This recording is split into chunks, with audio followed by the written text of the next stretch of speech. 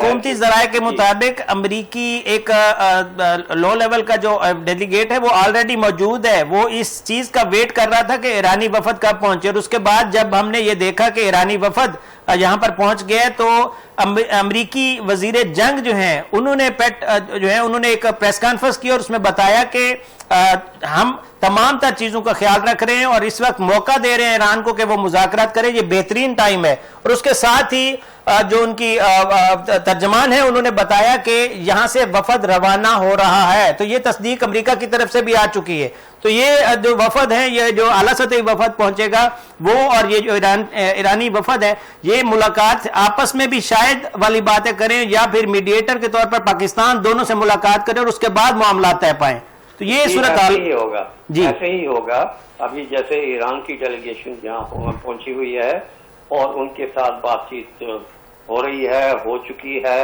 और जिस तरीके से पॉइंट्स तो बड़े क्लियर थे ना जी, पिछली दफा भी तो बिल्कुल आखिरी दाने पे हम पहुंच गए थे और तकरीबन हल की तरफ मामला ये चला गया था। एक दो नुकात थे वो भी हो जाते, लेकिन स्पॉयलर ने अपना काम किया और वो फिर काम जो है ना डिले हो गया। तो वो सारा होमवर्क तो हो चुका हुआ है, लेकिन अब जहाँ जो ये दो स्टिकिंग पॉइंट्स हैं वो उसके ऊपर अभी ये जो है ना अगर आगे जब भी ये बैठक होगी तो वो उसके लिए दोनों तरफ जो है, अब ये पाकिस्तान चूंकि एक मीडिएटर का भी, फैसिलिटेटर का भी और इन्फ्लुएंसर का काम भी कर रहा है, वो दोनों के मौक़िफ़ ये लेगा और फिर वो भी जब आएंगे उनके साथ भी वो ये बातचीत होगी, देखेंगे कि कौन कितनी लचक दिखा रहा है, कौन जो है ना अनरीजनेबल है और कौन कुछ रीजनेबल है। तो ये अब चूंकि अल्लाह ने ये किया है कि वो काम जो कि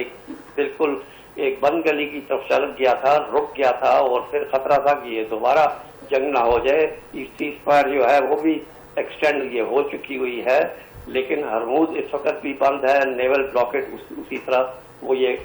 कायम है। तो वो चीजें तो है जिससे कि सारी दुनिया में जो है ना इस वक्त अंतहा से ज्यादा बेचैनी ये हुई है। लेकिन जहाँ तक अमेरिका ठीक है, सबसे बड़ा वो ताकतवर मुल्क है, लेकिन वो इस जंग में काफी जख्मी हो चुका हुआ है, उसकी अब मजबूरियां बहुत ज्यादा बढ़ चुकी हैं, वो आइसोलेट हो गया हुआ है। तो ये जो है उसकी भी ये जो है अमन की तरफ जो है पेशकश जो है वो बहुत जरूरी है कि कोई एक मायदा हमारा हो जाए जो कि सबके लिए फायदे में हो। यही पाकिस्तान भी